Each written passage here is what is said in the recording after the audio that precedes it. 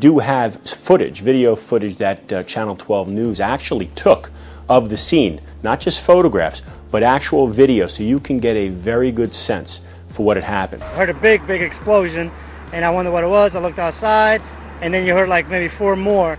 And ask yourself, what kind of force is required to take a dump truck, a Mack dump truck with an attenuator in the back, a device that is designed to absorb significant impacts? What kind of force is required to take that truck and mangle it into what you see here? And then ask yourself, if the impact is of such a force to do that to a Mack truck, what happens to the person that's unfortunate enough to be driving that? If you look at this picture over here, what you'll see is the plaintiff's truck does not have a headrest.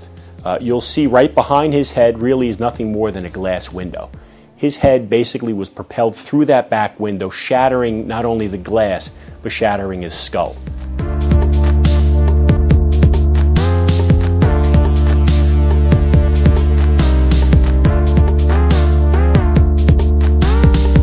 DOT, John. Yeah, how you doing, John? We got a major truck fire, 440 northbound, just before Amboy Avenue. We have a tanker on full fire. I need state police. I have the road shut down right now both ways. All right, who's this? This is Paul, 3291. All right, there it goes. It just blew up. Are you kidding me? No. 440, what direction? Going northbound. Okay, where? Amboy Ave? Yes, I just put the driver out. He was on fire. Rolled him on the ground. All right, 440 Amboy Ave. Yeah. Tanker on fire. Tanker on fire. Just blew up. Just. There it goes again. There it goes again. Come on back. Exploded. Yeah. All right. I'm going to get somebody out there. Okay. Bye. All right.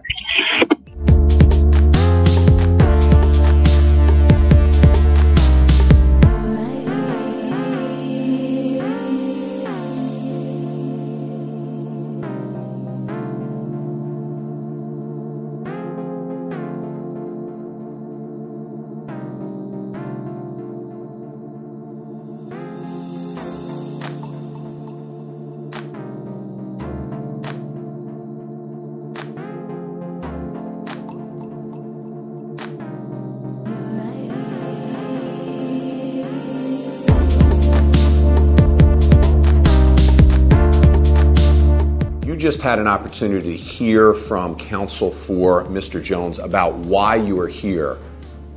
One thing that was left out, one thing that is of utmost importance, and one thing that cannot be questioned is that you are clearly here because of the actions of Mr. Jones.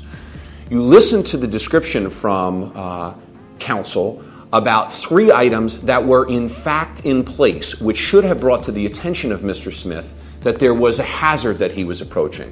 But what was left out were the specifics about the cones, the specifics about the arrows, and the specifics about the blinking signs, all of which are governed by DOT regulations, all of which are spelled out precisely, all of which were violated by Mr. Jones.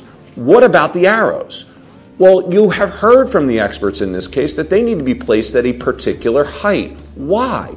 Because Mr. Smith is driving in a tractor trailer, and if they're not at the required height, he can't see them. Why is that important? Because if he doesn't see them, he doesn't know that he's approaching something of concern. And there's no question in this case that Mr. Jones was in the best position to both place the cones and the arrows in a position that could be observed, and he failed to do so.